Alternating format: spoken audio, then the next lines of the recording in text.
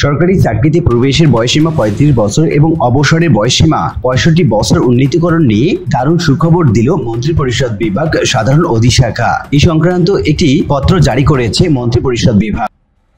পত্রে বলা হচ্ছে, উপযুক্ত বিষয়ে সরকারি চাকরিতে প্রবেশের বয়সসীমা ৩৫ বছর এবং অবসরের বয়সসীমা ৬৫ বছরে উন্নীতকরণের লক্ষ্যে বাংলাদেশ অ্যাডমিনিস্ট্রেটিভ সার্ভিস অ্যাসোসিয়েশন হতে প্রাপ্ত পত্র সঙ্গে প্রেরণ করা হলো।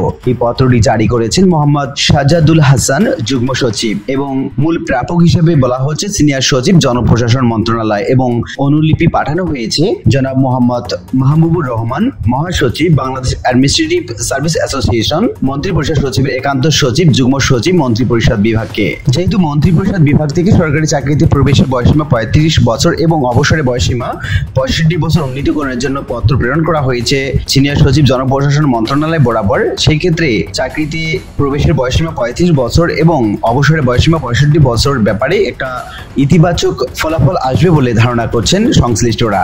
এদিকে অন্য আরেকটি পত্রিকায় বলা হচ্ছে, চাকরিতে ৩৫ প্রত্যাশীদের জন্য নতুন সুখবর দিলেন আসিফ নজরুল। এই সংক্রান্ত বিভিন্ন রকম পত্র পত্রিকা বিভিন্ন রকম প্রতিবেদন।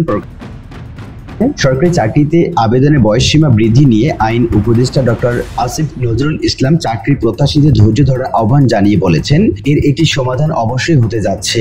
রোববার ১৫ সেপ্টেম্বর সচিবালয়ে ডক্টর আসিফ নজরুল ইসলামের সঙ্গে সাক্ষাৎ করেন ছাত্র জনতা জোটের প্রধান সমন্বয়ক মোজাম্মেল মিয়াজি। সাক্ষাৎ শেষে সন্ধ্যায় গণমাধ্যমে পাঠানো এক বিবৃতিতে মোজাম্মেল মিয়াজি বলেন, সরকারি চাকরিতে আবেদনের বয়সসীমা বৃদ্ধি নিয়ে আইন উপদেষ্টা ডক্টর নজরুল ইসলামের বিস্তারিত আলোচনা হয়েছে। ছাত্র জনতা জোটের প্রধান সমন্বয়ক মোজাম্মেল মিয়াজি জানান, আসিফ নজরুল বলেছেন, এই বিষয়টি নিয়ে ইতিমধ্যেই উপরের মহল সবাই অবগত এবং কাজ চলমান।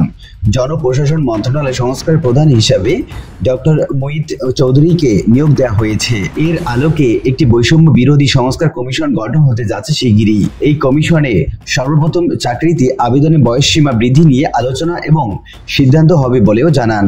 ছাত্র জনতা জোটের প্রধান সমন্বয়ক মোজাম্মেল মিয়াজি জানান, আইন উপদেষ্টা আরো বলেছেন, যেহেতু পাশের দেশ সহ অনেক দেশে চাকরিতে আবেদনের বয়সসীমা ৩৫ কিংবা তার বেশি, তাহলে বিষয়টি অবশ্যই বিবেচনাযোগ্য। তাকে অনুরোধ করা হয়েছে বিষয়টি নিয়ে যেন তিনি গণমাধ্যমে কিংবা কোনো মাধ্যমে ব্রিফিং করেন। আমরা আরো অনুরোধ করেছি, কমপক্ষে একটি স্ট্যাটাসের মাধ্যমে আসিফ নজরুল যেন জানিয়ে দেন যে সবাই বিষয়টি নিয়ে আশ্বস্ত হতে পারেন।